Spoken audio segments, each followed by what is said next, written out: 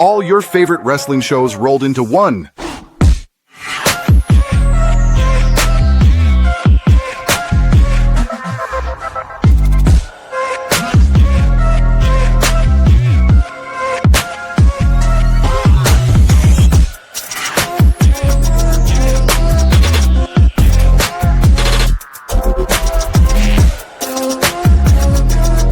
Welcome to the WeBook It Podcast. Let's start the show.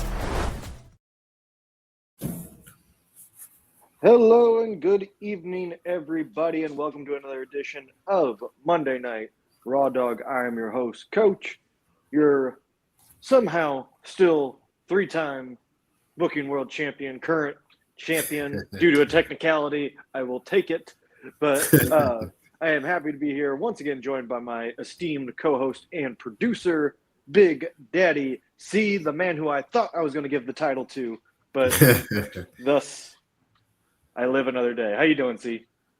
I'm good, man. Just, got a chance to see it. Nice, epic night of Monday Night Raw. They delivered. They cooked all night.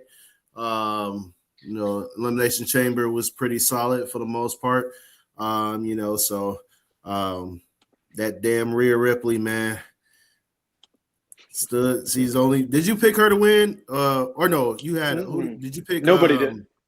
We all picked Tiffy. Yeah, except for Virgil. He picked Raquel.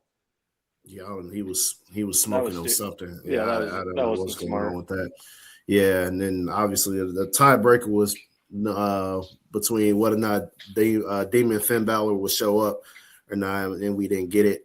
Looking back on it as we talked about it yesterday, it probably wouldn't have made sense for him to actually appear based on the entrance of CM Punk alone.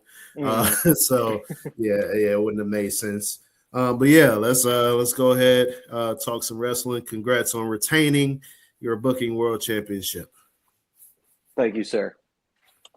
All right. Well, we kick things right off with The Vision once again coming out, talking about how furious they are that Seth freaking Rollins cost Logan Paul the Elimination Chamber match.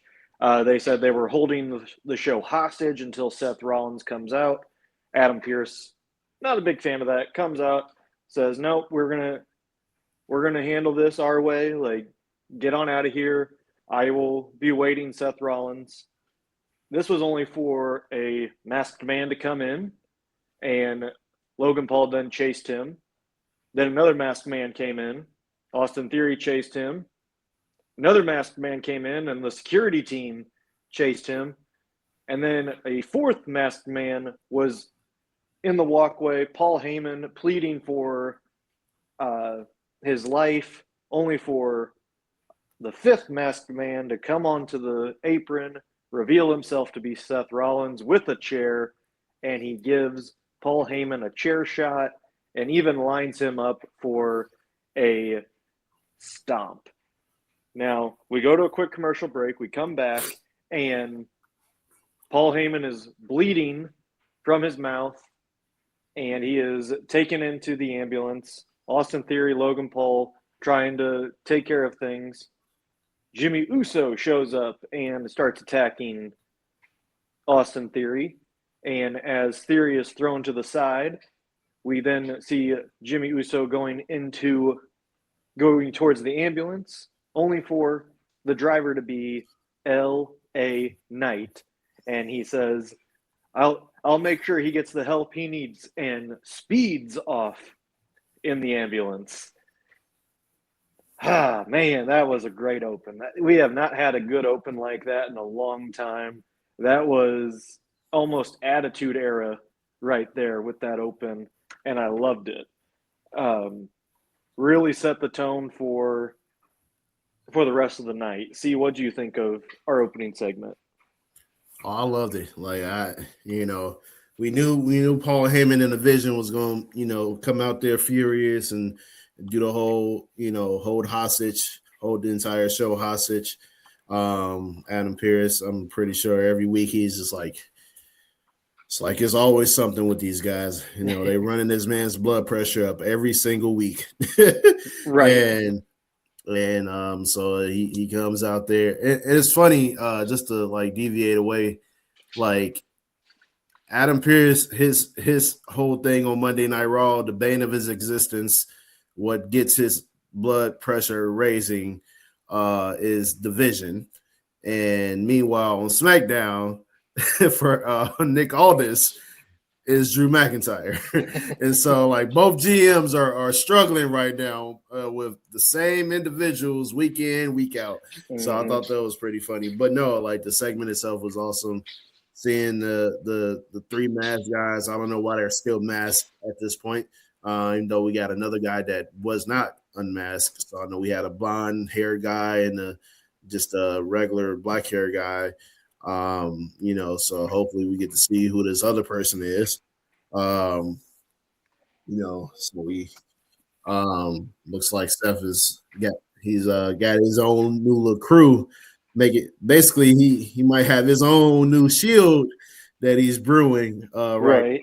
So we'll see how that plays out and if these guys are going to be legit. So seeing just the aftermath of Paul Heyman getting stomped, getting put into getting carried out into ambulance. And then Jimmy Uso comes out of nowhere, does this thing, and then LA Knight being the driver of the ambulance was pretty much chef's kiss at that point. And I thought it was awesome to see. And then obviously we see what happens later on the show, but yeah, I loved it.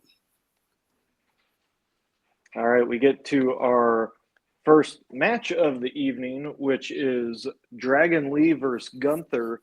And as Gunther makes his way to the ring, Dragon Lee does a sneak attack and starts getting the upper hand. And as the match progressed, Gunther asserted his dominance, but the big thing was Dragon Lee's resilience throughout the entire match. And right when you think he was down and done for, he would kick out and then even have some offense of his own. They had some great spots there to where Gunther was on the outside, powerbombed Dragon Lee onto the concrete. From there, they did a count. At 9, Dragon Lee got back in. Then they went back outside. Gunther then got hit with a destroyer and a sunset power flip. And then he still got in at 9. And just a lot of high-flying spots by Dragon Lee and Gunther kind of absorbing those blows. And right when you thought Dragon Lee was going to hit his finisher for the win, Gunther puts him in a chokehold. But Dragon Lee is still breathing, and he's about to escape, and Gunther rips the mask off of Dragon Lee, causing Lee to tap immediately as he hides his face, and the match ends.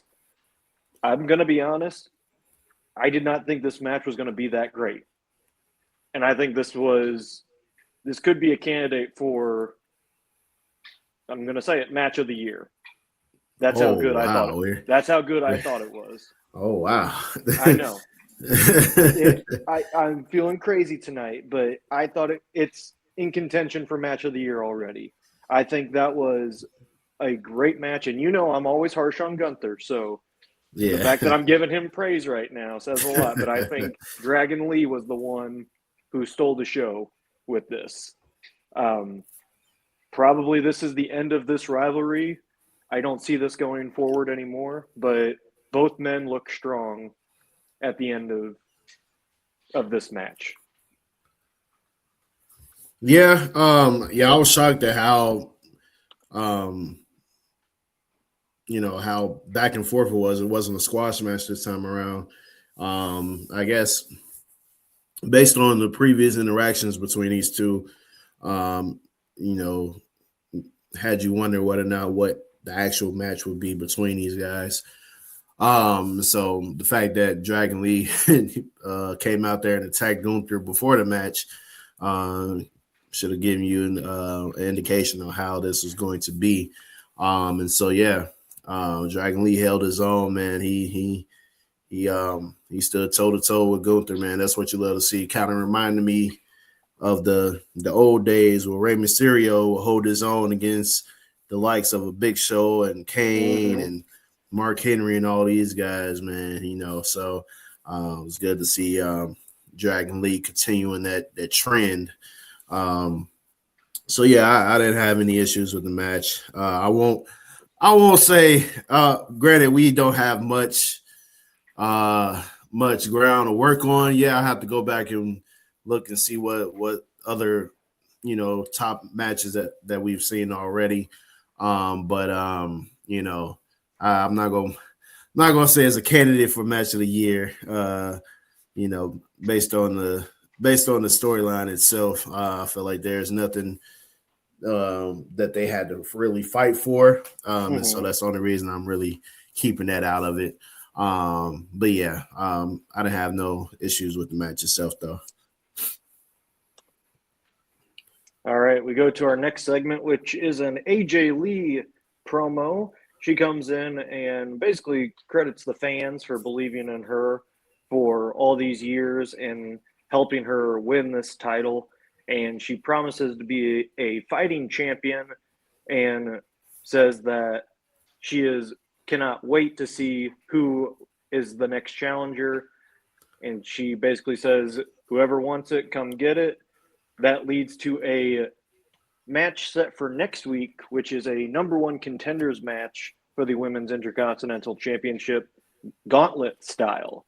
So it'll be Bayley, Lyra Valkyria, Asuka, Raquel Rodriguez, Ivy Nile, and Io Sky competing in that gauntlet match. So it should be very interesting to see next week. The segment itself, nothing too crazy, but short and simple, to the point. We got our fix of AJ Lee, and now we move on. Anything for UC on that one? Coach, I'm going to be honest with you, man. Okay. I love AJ Lee. Like, don't get me wrong. Like, beautiful woman. Very, very talented. We know she got her bones in the women's division back when it was the Divas division. And so like she helped, kind of set the stage for that women's revolution that came along. But this promo itself, and there were some previous promos post the CM Punk, AJ Lee, Seth Rollins, Becky Lynch feud, the joint feud itself. Outside of that, the promos have not been great. They've been rather cringe for the most part. And so just I was a little bit behind on the broadcast. So I ended up skipping past her little bit of her promo. So, but I still caught like the gist of what she was saying. Like, hey, who's gonna step up? Blah blah blah. It just seemed like everything felt slow. Like she was talking slow, and it was really, really cringe. And I was just like, "Come on, AJ, you've you've had better promos than this." I'm like, "Come on, let's do better. Let's do better, AJ. Come on, let's really try." So that's all I got to say about that. Yeah, fair points. Fair points. I agree. Some of her promos recently haven't been the best, but I do think this one was more straightforward. She wasn't trying to badmouth anybody, trying to get any reactions. It was just simple, hey, this is what I'm going to do. And I think that's more effective than trying to be in a promo battle right now. Yeah, gotcha. We get to our next match, which is the original El Grande Americano versus Rayo Americano. And, yeah, this match kind of happened. It was competitive. I think there had some entertaining spots with it, but it's just not great. And the thing that confuses me, so on in America, the original El Grande Americano, a.k.a. Chad Gable, is the babyface, whereas Ludwig Kaiser's Americano is the heel. But then you go down to AAA, and the roles are reversed. In fact, so much so that when Kaiser won the number one contenders match for the AAA championship, the crowd went absolutely nuts. And they were so happy that they even started chanting The Undertaker's name for how well he is booking AAA right now. And, I mean, that's high praise for Taker right there. They are loving what he's doing down in AAA. I just don't see why they can't build off of that, because Chad Gable's Americano was a heel to begin with. So why did we have to do the switch up here? I don't know. That's just me nitpicking. We are going to probably get that mask versus mask match. I don't think it's going to happen at WrestleMania like we think. I think it's going to happen at Triple Mania, which is AAA's next big PLE event, which I think is happening either later this month or beginning of April. So I think that's when we're going to get this down. But it's just confusing how they have the roles reversed in each side and why they couldn't just stick with one. But no, well, match itself was okay. But see, what do you think? Pittsburgh. Yeah, that's kind of what I thought you were going to say. Yep. Yep. Yeah, I agree. All right, we go to our next, not really match, but segment. And it starts out with a recap of Obafemi destroying The Miz. And then it cuts to Rusev standing on the announce table, calling out Obafemi, saying he wants to fight him to see how much of a man he actually is. Oba then responds, coming out not in ring attire, just coming out casually, and the two face off in the ring, have a brawl for a little bit, and then it was a spine buster from Femi that sent Rusev out of the ring, and thus setting up the match for next week on Raw between these two.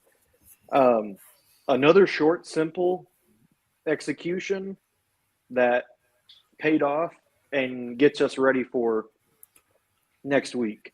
Both men look strong in there again.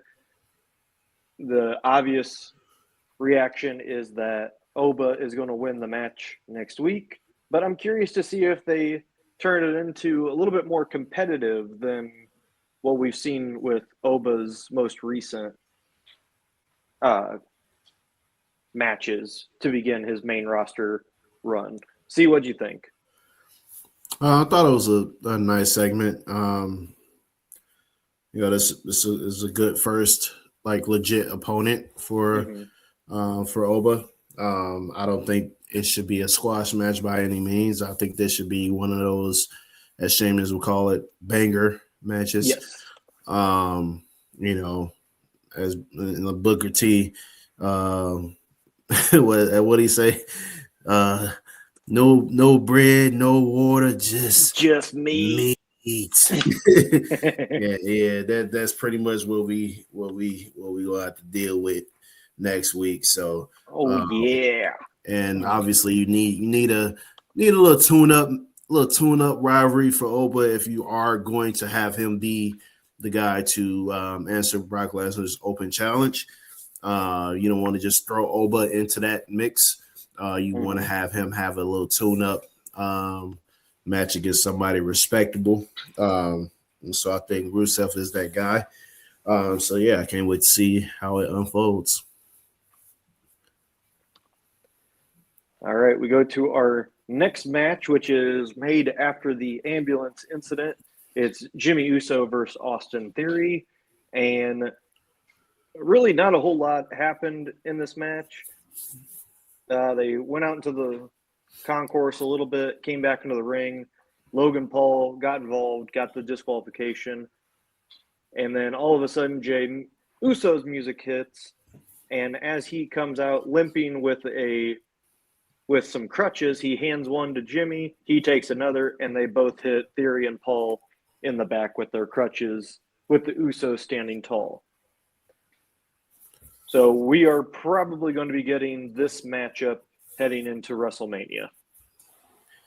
Yep, tag team championships. Might as well book that right on out because that's where we're heading. And then, which means that kind of leaves a little something for Seth. Like where, like where are we?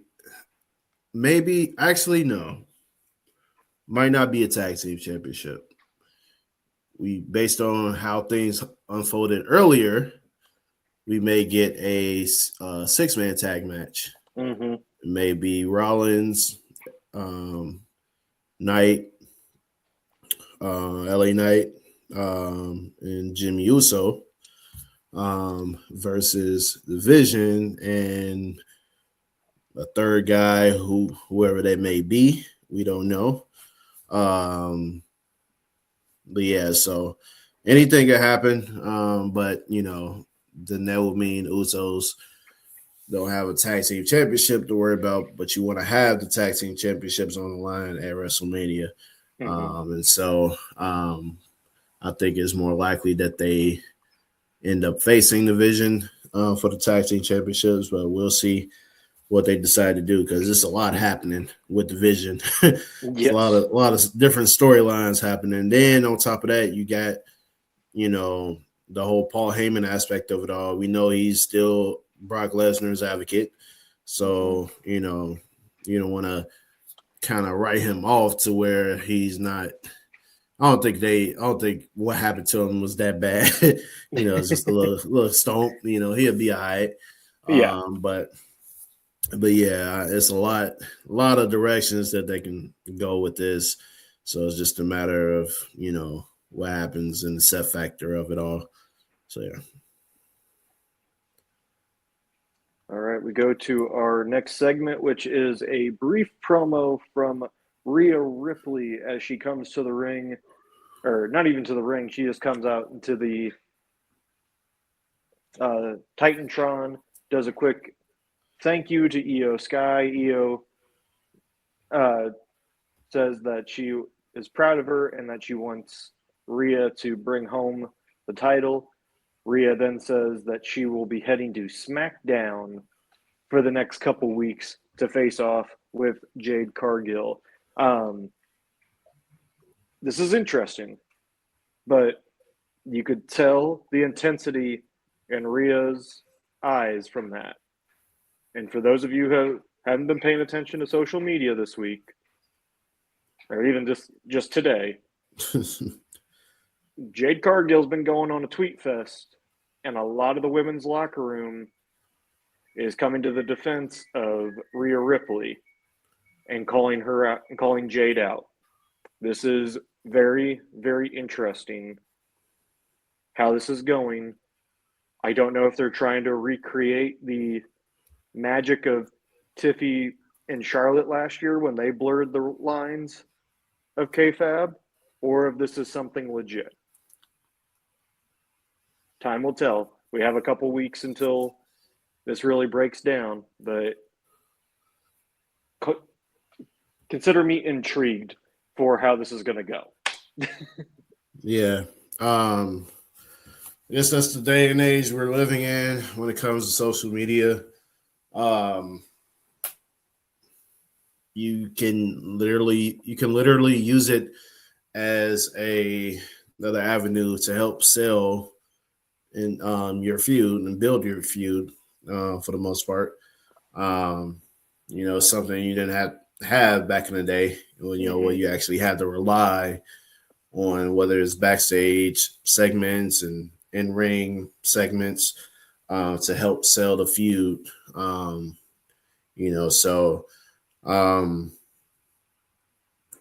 never know.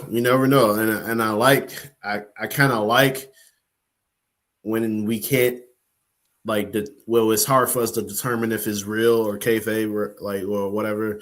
I like having to have debates and discuss, and kind of contemplating all this other stuff. Like I like that, Mm-hmm.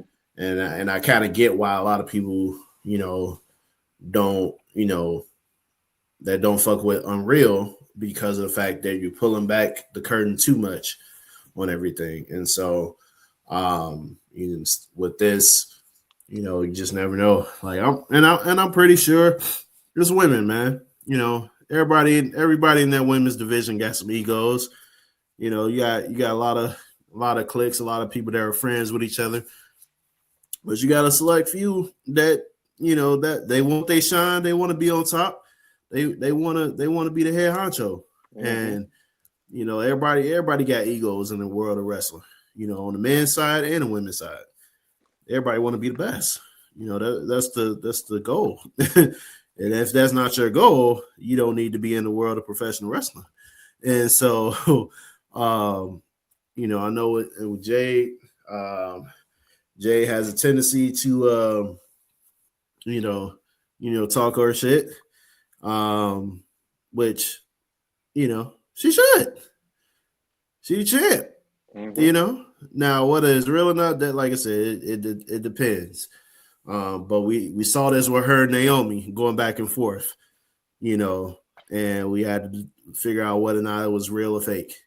And, obviously, and which I love that they talk shit to each other to this day. Like they're like, what is Jay commenting on something Naomi post, or Naomi commenting on something that Jay posts.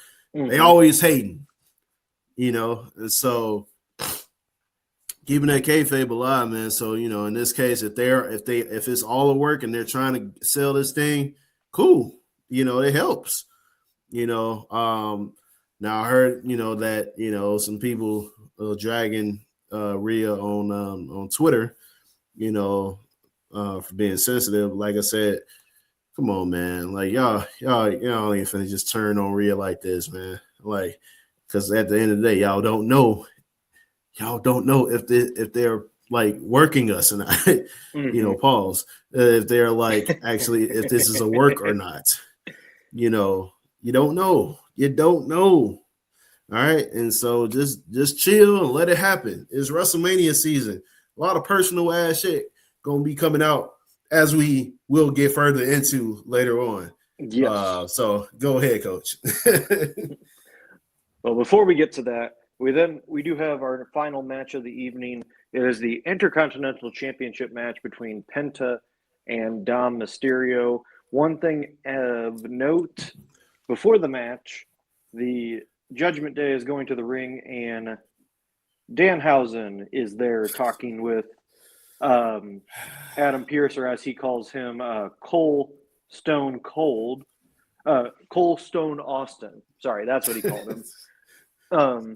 They really finna make him the new R-Truth, essentially. That's crazy. Then talks about his demands, to which Adam Pearce then runs away, and introduces the Judgment Day. Dom doesn't like Danhausen, so Danhausen puts a curse on Dom Mysterio. We go into the ring, some really good high-flying action with some DDTs, JD and Finn on the side, Penta coming back, and a lot of near falls. It was a good near fall when Penta hit the sacrifice on Dom's shoulder, his injured arm, and then hit the Penta driver, but Dom kicked out. It was then, once Penta went into the ring post, that Dom was asking for the bell hammer. JD McDonough went to go get it. Finn prevented him, saying that he said he wanted to do this by himself. We're not supposed to help him. Dom then gets distracted. Penta comes in, hits him, but Dom goes for the 619, misses. Mexican Destroyer for the win. Penta is your new Intercontinental Championship, and the crowd was very happy about that. First off, congratulations to Penta. This was much deserved, but what kind of hinders his victory is the Judgment Day storyline. Not that it's a bad thing, but that this is eventually going to lead to the Finn Balor face turn that we've all been waiting for. And assumingly him getting kicked out of Judgment Day after he has been their leader for quite some time. But see what you think of the match itself. Oh, the match was solid, man. Like I said, there's great chemistry with Dom Mysterio and Penta, or just Dom with any of the luchadores. And obviously you got the background of Dom being, the son of a luchador himself. And so, so I always enjoy, just seeing him go against, those guys.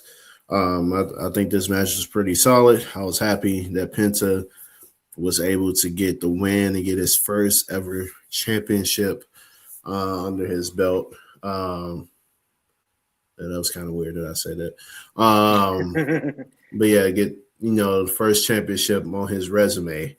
Hopefully he can get a lengthy run with it.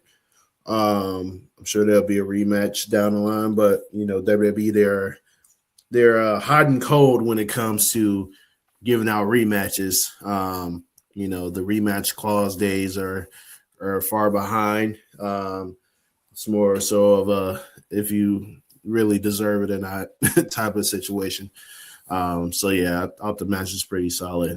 Congrats to Penta on getting his first championship in WWE. All right, now we go to our final segment, which is the return of the OTC and Royal Rumble winner, Roman Reigns. And before he can even start his promo, CM Punk comes out to cut him off. Punk then says that he is happy to acknowledge Roman Reigns finally being back and gracing everyone with his presence, saying that they have history here in Indianapolis because this is when the Shield debuted back in 2012 at Survivor Series. This did not sit well with Roman Reigns, as he then goes on to say that the reason why he was brought to WWE, him being Roman, was to be the next big thing, which he is. He then says the only reason Punk came back was to, quote unquote, appease the 30 to 40-year-old virgins living in their parents' basement. Reigns then said to Punk that Punk is miserable and complains backstage because Roman has people coming to him and letting him know how the backstage really is with CM Punk. And he said that he will beat Punk, take the title back, and then send him down to NXT to be a producer, to send them back up so that Roman can beat them, and then maybe even give CM Punk a John Cena retirement tour so that they can milk the rest of the money that he can make for the company.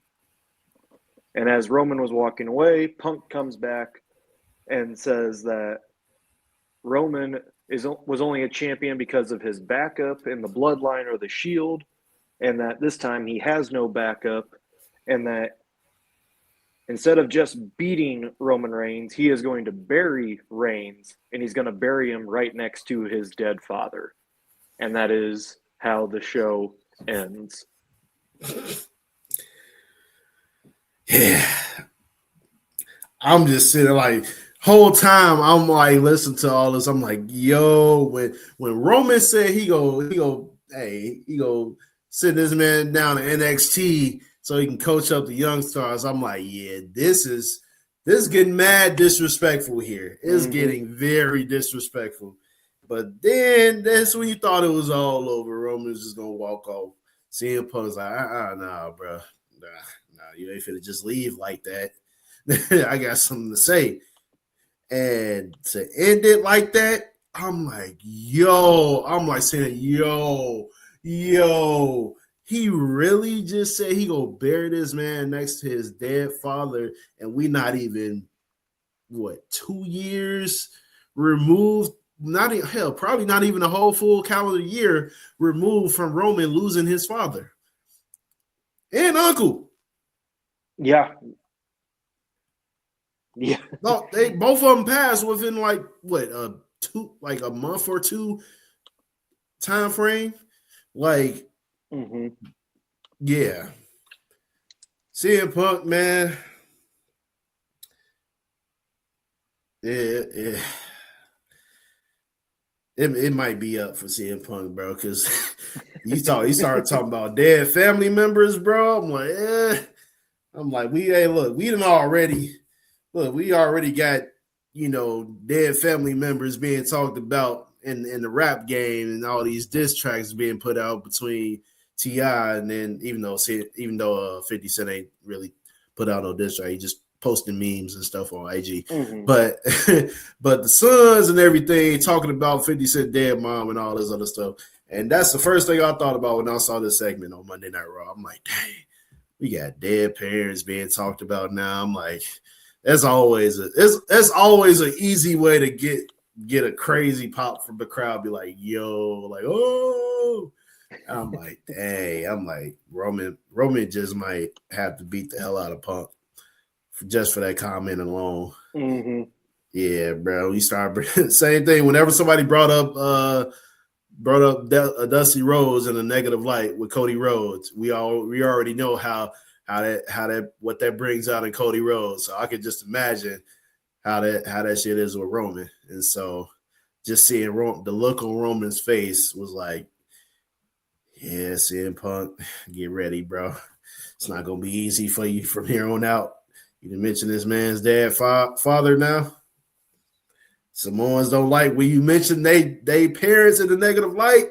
We saw what happened when The Rock slapped the shit out of Cody Rhodes for bringing up High Peter Maivia, High Chief Peter Maivia.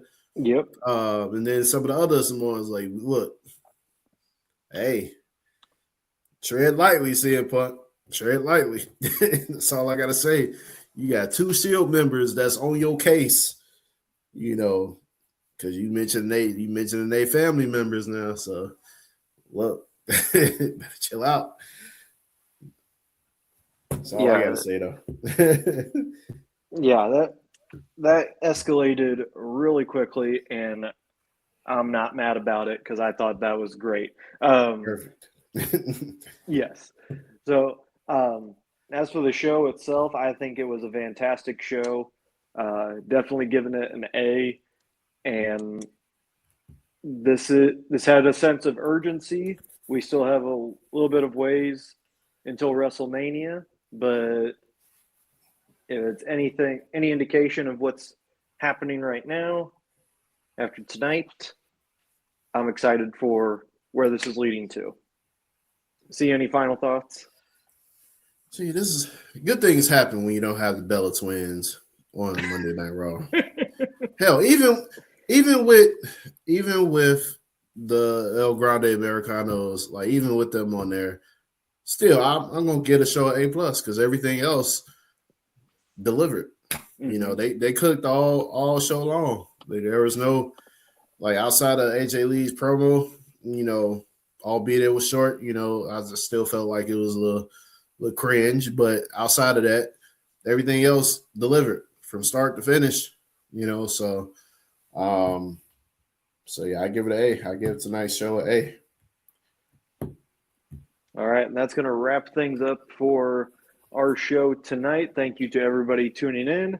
Don't forget to like, share, and subscribe to all of our content here at the WeBook It Podcast. We are now on to Apple Podcasts, so if you are listening on there, please remember to leave a review for us. We take everything and Spotify that you say, and Spotify. Yes, we take everything that you say, and we want to put it in our show. So if you have a recommendation that you like to see, or you just want to yell at us and say that we're not that big of wrestling fans because of what we talk about, that's also your opinion.